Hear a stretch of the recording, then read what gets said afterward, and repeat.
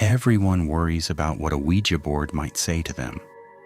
Almost nobody stops to worry about the far worse possibility that the board isn't answering them at all, that it has been running the same slow conversation in the same room for decades, and that the living are only the newest set of hands it has found to move with. It doesn't need you to believe in it.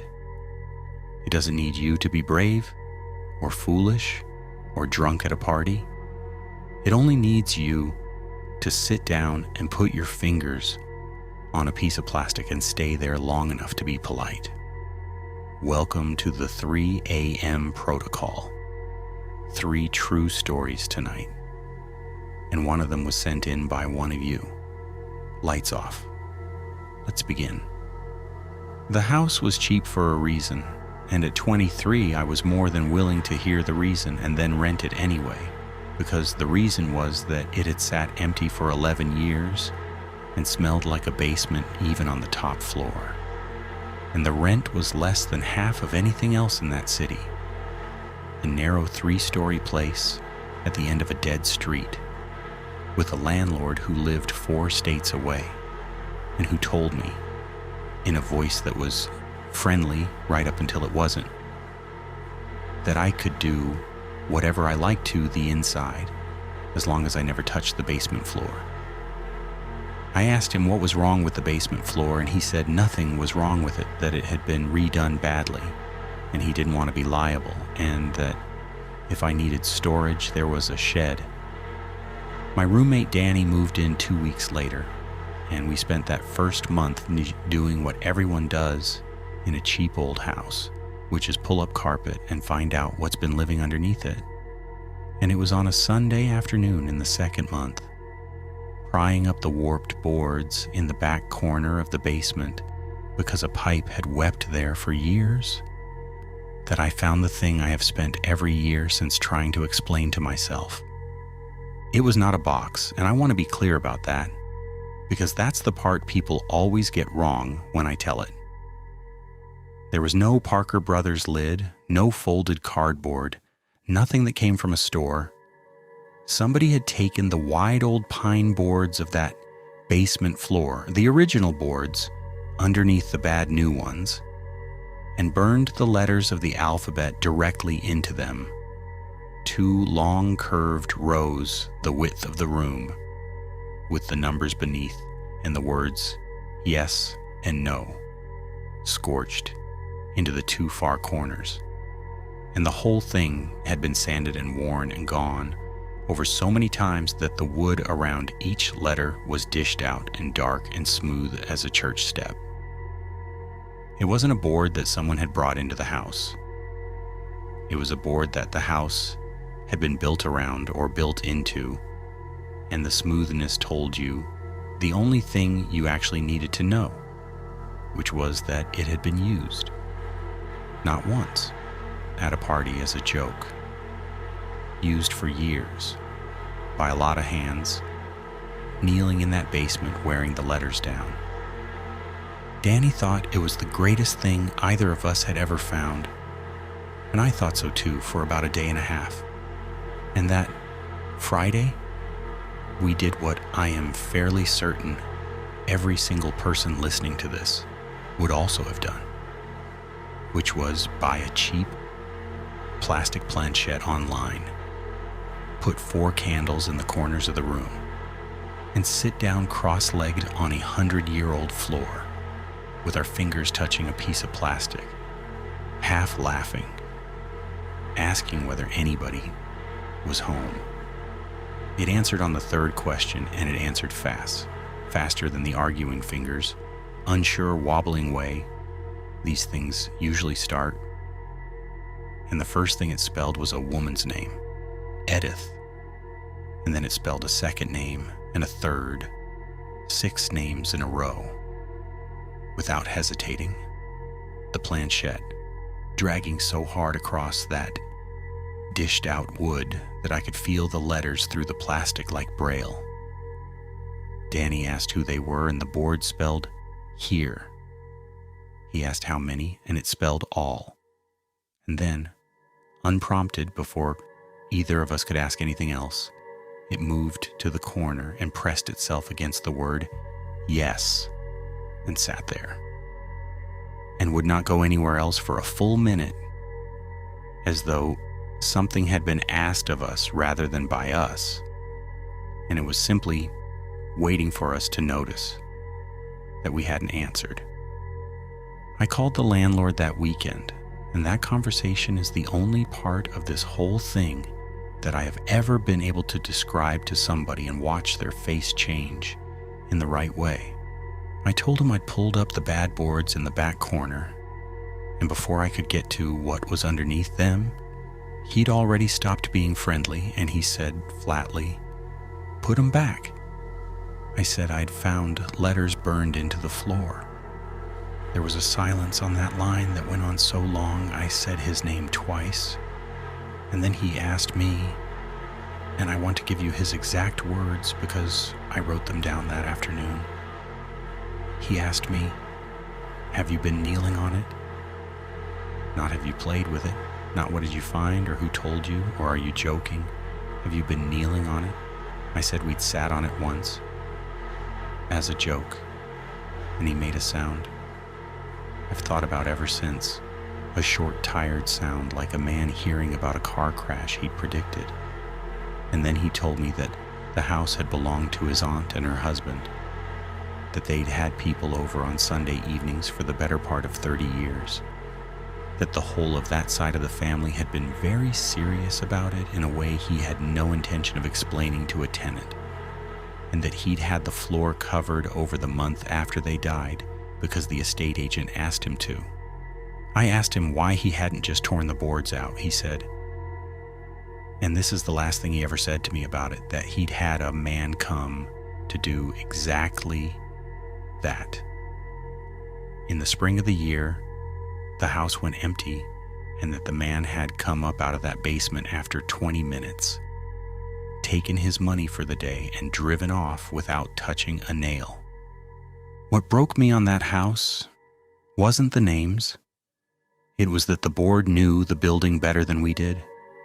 Over the next 2 weeks, and yes, we kept going down there, and I have long since stopped pretending otherwise. It told us there was a door behind the stairs, and there was a coal hatch that had been drywalled over so cleanly you could only find it by tapping. It told us that the third step from the bottom was hollow, and it was. And inside there was a rolled bundle of women's hair tied with string. And on the last night, when Danny asked it the question, I had specifically asked him not to ask how many of them were still in the house. It spelled a number, and then it did something it had never done, which was to keep moving after it had finished, sliding letter to letter to letter in a long, unbroken line that Danny read aloud while I wrote it down. And what it spelled, over and over until we took our hands off, was the address. Not the street, the house number, the street, the city, the way you'd say it to somebody who had asked where to come. I have thought about that for 8 years now.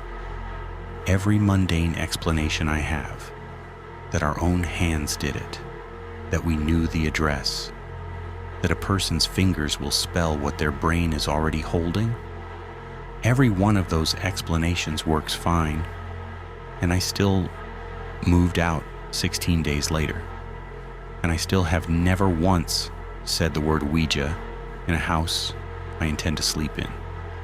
Because here's the thing I couldn't get around then and can't get around now. When we finally cut into the drywall behind the coal hatch, in the crawl space it opened onto, there was a second set of letters burned into the boards of the floor in there. Same alphabet, same 2 curved rows, same worn smooth wood. Somebody hadn't put one board in that house. Somebody had put in a spare. If your first thought just now was that you'd have gone down and looked too, I know. So would I. That's exactly how these start, and it's worth sitting with for a second. And while you're sitting with it, subscribe and turn on the bell so the rest of these find you late in the dark with the lights low, which is where the board does its best work. Our first story was about a board that was part of a house. This next one, sent in by one of you us, is about a board that was left behind in a place full of people who had already stopped talking, and about the resident who hadn't said a word to anybody in 2 years and who answered it out loud. This one came to us from a woman named Priya, who worked nights for 4 years at a residential care home in the north of England, and who told us she has never once talked about this with anybody she works with now, because in that job you learn very quickly which stories get you a reputation. She asked us to change the names of the residents. Everything else she says is exactly as it happened. These are her words. The board came in with a family, which is the part I always have to explain first, because people assume somebody brought it in as a prank, and that isn't what happened at all. One of our long-stay residents died in the February. A lovely man, 91, no family left except a nephew. And when the nephew came to clear the room, he left a carrier bag of things by the office door for the charity shop. And in among the paperbacks and the shaving kit, there was a Ouija board, a proper old one, thick card, gone soft at the folds, in a box with the corners taped. I remember laughing about it with the girl I was on with, because it was such an odd thing for a 91-year-old man to have kept, and because a care home is the last place on earth you'd want one. And I put it on the top shelf of the activities cupboard behind the jigsaws and genuinely forgot about it for 5 weeks. I need you to understand what the nights were like in that place, because it matters. We had 14 residents on my corridor, and 11 of them had dementia at some stage. And by 3 a.m, the building had a particular quality that anybody who has worked nights in care will know instantly. Not frightening, just enormously, densely occupied. 14 people all awake or half awake in 14 separate rooms, all of them somewhere else in time. And you get used to voices, you get used to a woman calling for her mother and a man giving instructions to a work crew that hasn't existed since 1974, and the same 6 sentences from the same person every night for a year. What you do not get used to, and what I still cannot properly describe, is a voice you have never heard before coming out of somebody you have looked after every night for 2 years. Our Mr. Ellery, that's not his name, had not spoken a single word since before I started. Not one. He was mobile, he ate, he watched your face when you talked to him, and sometimes his eyes went wet. But the speech was simply gone. And his daughter had told me once, in the corridor, that she'd made her peace with never hearing him again. The night it happened, I had come down the corridor at about 2:30 because I could hear the low murmur of the day room television, which somebody had left on. And when I put my head round the door, the television was off. 4 of them were in there.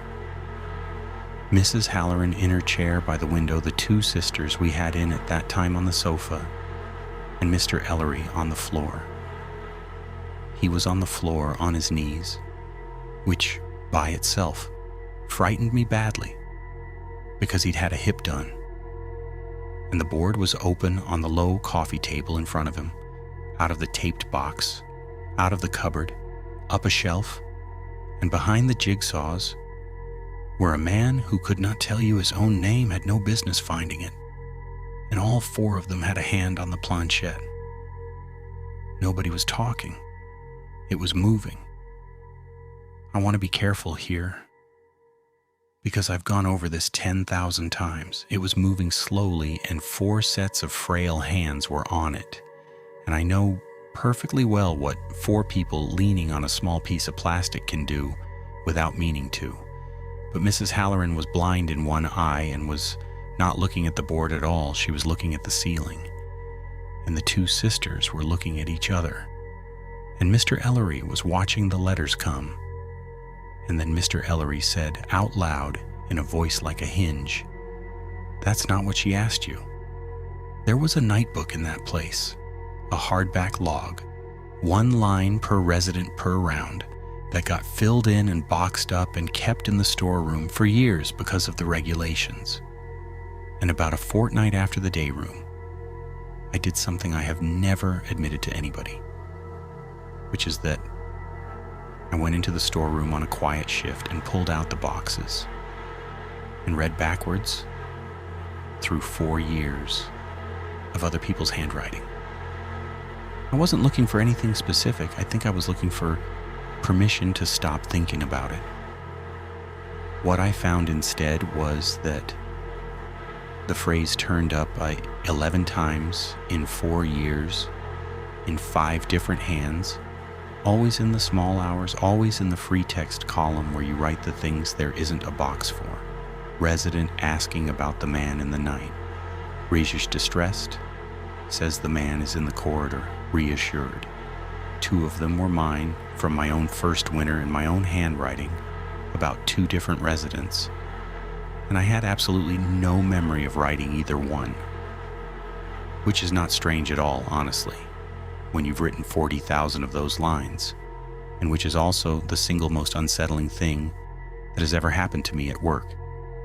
And in the oldest box, in a hand I didn't recognize, from before any of us, somebody had written a line that wasn't about a resident at all. It said, "Told M not to leave it in the day room.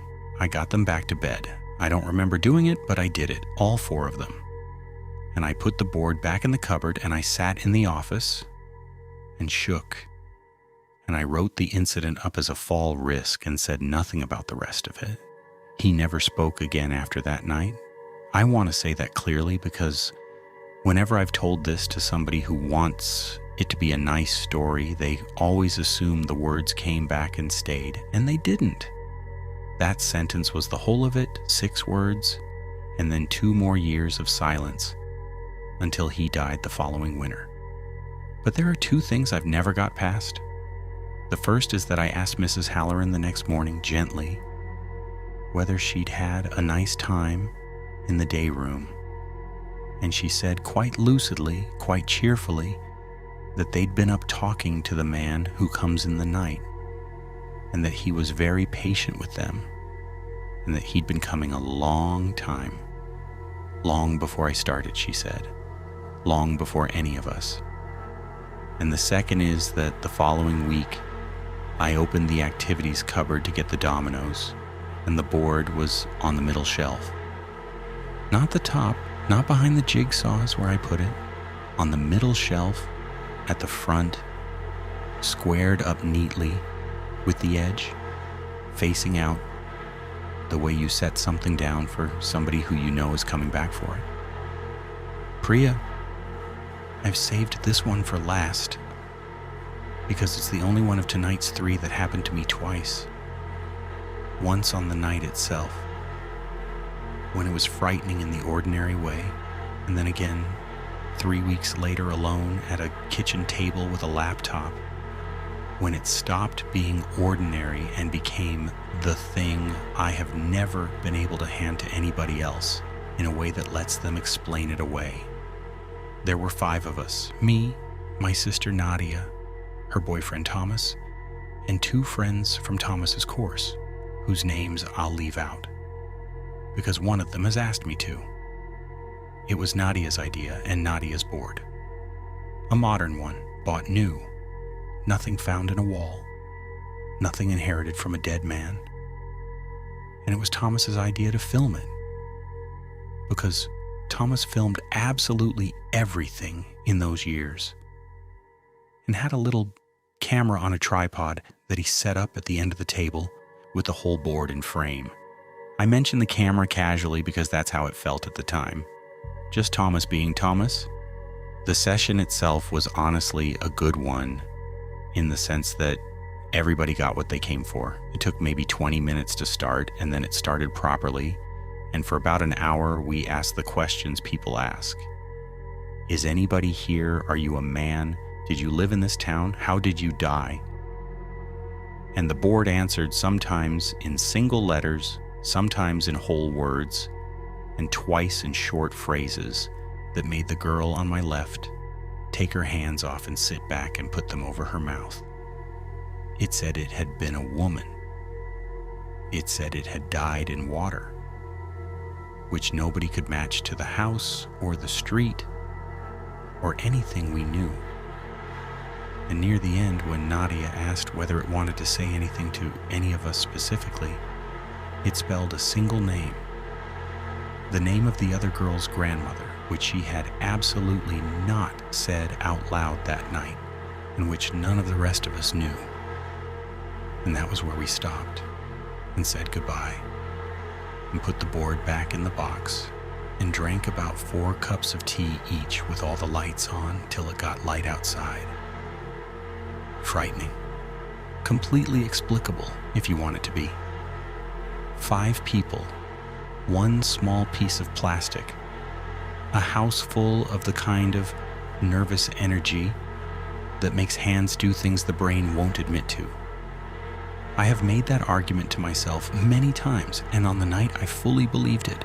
3 weeks later, I asked Thomas for the footage because Nadia wanted to see the bit with the grandmother's name, and Thomas had never got round to sending it. And I sat down at my kitchen table at about 11 at night with a laptop and headphones, expecting a slightly embarrassing hour of 5 students taking themselves seriously, and about 4 minutes in, I stopped the video and went back and played the same 10 seconds again, and then I got up and walked around the room. Because on the recording, the board moves first, not slightly first. Not a half second of anticipation that you could put down to somebody guessing where a sentence is going. On the tape, the planchette completes an answer, settles, stops, sits, and then 2 or 3 seconds later, one of us asks the question that answer belongs to. Every time, all of it, for 51 minutes. Nadia asks how the woman died, and the board has already finished spelling W-A-T-E-R and stopped moving before Nadia's mouth opens. The girl on my left asks whether the woman knew her family, and the planchette has already been sitting on yes for 4 seconds. I watched the whole thing twice, and the third time I watched it with the sound off, just the movement, and it is worse without the voices. Because with the sound off, what you are watching is one continuous conversation being conducted at its own steady pace by a piece of plastic on its own, with 5 people leaning over it, making noises afterwards, like a very slow dubbing job done badly. I showed the other 4, and that went about as badly as it could have gone. Thomas watched it twice and then decided very quickly and very loudly that his camera had done something, that it was a cheap camera, that the file had been sitting on a dying hard drive for 3 weeks, that there is some technical explanation involving frames and buffers that he was extremely confident about for a man who could not name a single part of it. Nadia got about 6 minutes in, put her hand flat on the trackpad to stop it, and asked me to take the laptop out of her flat. And we did not talk about it again for 2 years. The friend of Thomas's who'd had his hands on the board with us watched the whole hour and then said, "The thing I have come to think is the most honest reaction anybody had, which is that he didn't believe it, and he also didn't want a copy. And the other girl, the one whose grandmother's name came up, the one who has asked me to leave her out of this, would not watch it at all. Not 1 second. I offered twice, and the second time she got upset with me in a way that was completely out of character, and what she said was that she already knew what was on it. And when I asked her what she meant, she said that she'd known on the night at the table, about halfway through, that the board wasn't waiting for us. She said she'd felt the plastic go still under her fingers and settle like something finishing a sentence, and then heard one of us start to speak, and that she had spent the rest of that hour keeping her hands on a piece of plastic and her face completely normal because she was 19 and she did not want to be the one who ruined the evening. I did what you'd do. I checked whether the audio and video were out of sync, and they aren't. Thomas's hand comes into frame at one point to adjust the tripod, and the scrape of it is exactly on the frame where it happens, and somebody's mug goes down on the table and the sound lands on the frame the mug lands. The sync is perfect everywhere except the board. I sent it to a friend who edits for a living without telling him what to look for, and he watched 11 minutes of it and rang me and asked, with a completely different voice than the one he'd started the call with, whether I'd done that on purpose. Nobody in that room could have done it on purpose. We didn't know the order the questions would come in because we were making them up as we went, because that's what the recording shows us doing. 5 people improvising badly at a kitchen table. And there's one more thing on that tape, and it is the reason I've never put it online and never will.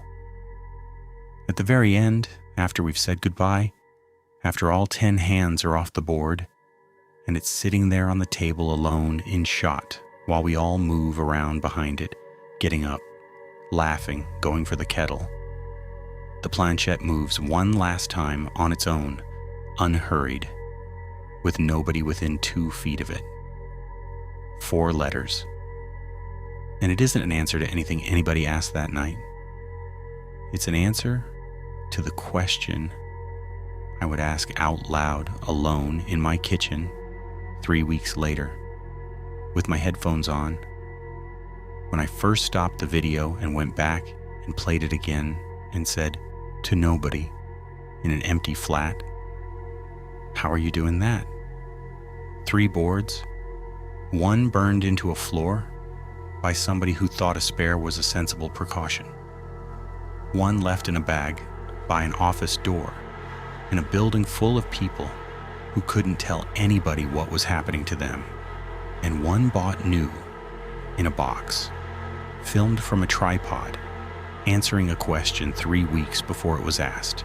If you made it all the way to the end of this one, then you're awake. At the hour the boards do their talking, and so am I, so tell me down in the comments, did you ever play as a kid or otherwise and get something back that you've never been able to explain away? And if something happened to you with a board, in a house, at a table with your friends in the small hours, I want to hear it, because we read every story that finds us, and the next voice on this channel might be yours. The pinned comment up top shows you exactly how. Subscribe, turn on the bell, and I'll see you again at 3 a.m. Sleep well tonight. And if you ever do sit down at one of these and it starts answering faster than you can think of what to ask, that isn't the board getting good at this. That's you finding out how long it's been waiting.